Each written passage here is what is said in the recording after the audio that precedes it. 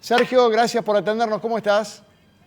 ¿Qué tal, Fernando? ¿Cómo te va? Un gusto. ¿Cómo andas vos? Bien, muy bien, igualmente. A ver, ¿qué estás viendo vos? Porque el ministro de Agricultura y Ganadería de la Nación, el 2 de marzo había prometido que no iban a suspender exportaciones ni aumentar retenciones.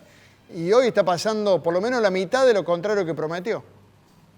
Bueno, es lo que un poco nosotros visualizamos, que a veces se dicen cosas y se hacen otras, ¿no? Fíjate vos que estuvimos en Expo Agro, la mayor exposición quizás agroalimentaria e industrial del país. Estuvimos compartiendo con otros ministros, con el ministro Domínguez, y él en su discurso planteó un esquema totalmente distinto, esto es cierto.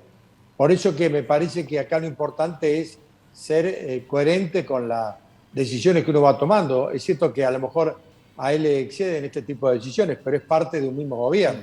Es imposible soslayar que el Ministerio de Agricultura es parte del mismo gobierno. Es como si yo dijera algo y de pronto el gobernador pensara otra cosa. Es bastante complicado.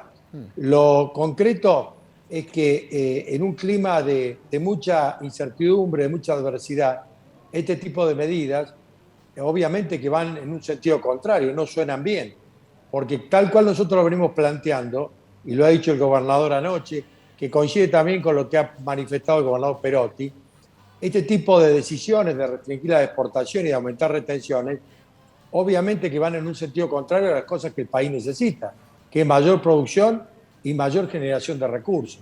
En ese sentido no se entienden bien solo estas medidas, insisto, y son absolutamente contradictorias y me parece que no generan la confianza que tiene que haber hoy en un momento tan delicado entre el productor y el Estado Nacional.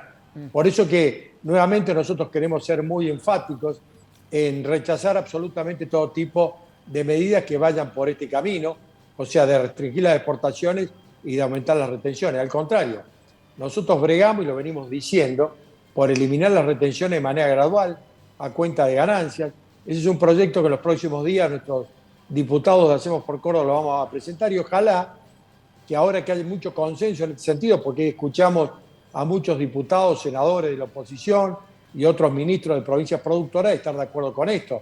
O sea que puede ser que en este Congreso, que no hay mayoría absoluta, que hay un empate de vanidades, por decirlo de alguna manera, puede resolverse este tema y se pueda plantear de una vez y para siempre un esquema normativo donde elimine las retenciones de manera definitiva. Las retenciones, Fernando, no existen en ningún lugar del mundo. Vinieron hace 16 años y se han quedado. Y la verdad que los gobiernos la toman porque son recursos rápidos que se pueden hacer para tratar de resolver temas que obviamente no lo pueden resolver de otra manera. Sea este gobierno o el anterior, porque también es cierto, hay que decirlo, el gobierno anterior de Macri también planteó la eliminación de las retenciones, intentó hacer algo, una reducción y después, cuando necesitó recursos, nuevamente metió la mano en el bolsillo de los productores. Por eso que me parece que es bueno poder dar esta discusión, que todas las provincias productoras de alimentos, sobre todo Santa Fe, Buenos Aires, Córdoba, La Pampa, San Luis, Tucumán, Santiago del Estero, por decir las principales, nos pongamos de acuerdo y planteemos una normativa que avance en la eliminación de las retenciones a cuenta de ganancia, que es lo que corresponde. Si el productor gana más plata, sobre todo ahora con precios internacionales altos, que haya ganancias extraordinarias o rentas extraordinarias, lo que tiene que hacer es pagar más impuestos a las ganancias, como es en los países normales.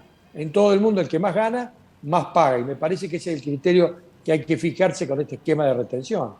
La verdad que no recordaba, ¿será que nos acostumbramos en la Argentina a que el sector agropecuario pague retenciones, pero no recordaba que Argentina es el único país del mundo donde se pagan retenciones? Y lo otro que llama la atención, Sergio, es un sector, el campo, y sobre todo con este tema de la producción de los derivados de la soja, es un sector que invierte, produce, industrializa, porque hay que recordar a la gente que no se trata de que se exporte el grano de soja. No, el grano de soja se convierte en harina, el grano de soja se convierte en aceite y es eso lo que se exporta.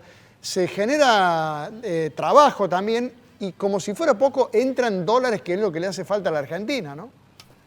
Totalmente de acuerdo. Y fíjate vos, Fernando, como dice un amigo, después de la pandemia o de la pospandemia, van a quedar muchos motores averiados en la economía. Vos no, si repasas rápidamente te das cuenta que el turismo internacional, por ejemplo, que es generador de recursos, de dólares, es un sector que le va a costar muchísimo reponerse, por lo menos a niveles como tenía históricamente Argentina. Igual que Vaca Muerta, ¿te acuerdas de Vaca Muerta? Sí. Lo rescato porque Vaca Muerta ya nadie se acuerda, iba a ser la que iba a resolver todos nuestros problemas de país. Prácticamente con Vaca Muerta el país iba a entrar en un sendero de crecimiento y desarrollo. Bueno, hoy Vaca Muerta no existe. La única vaca que queda en pie es la vaca viva, es el sector agroalimentario y industrial. Por eso ese sector, lo que hay que hacer es reconocerlo. Y yo intuyo que hay muchos que toman decisiones con este criterio muy unitario y centralista del país, que no conocen lo que pasa en el sector del campo, en el sector productivo. Por eso toman este tipo de medidas equivocadas, ¿no?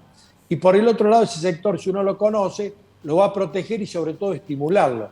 El productor funciona con estímulos e incentivos, no poniéndole la pata encima, como se dice.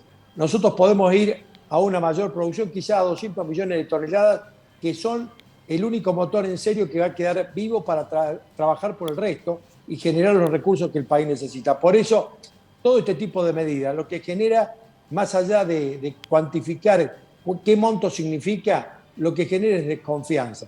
Y generar confianza o credibilidad es lo más difícil de construir en el sector privado y el sector público. Así que creo que a todas luces es una mala medida que se suma a otras medidas que se fueron tomando y que no ayudan absolutamente para nada en todo el sector agroalimentario del país. Sergio, muchas gracias. Como siempre, un saludo cordial. Gracias, Fernando. Buenas tardes. Que esté bien.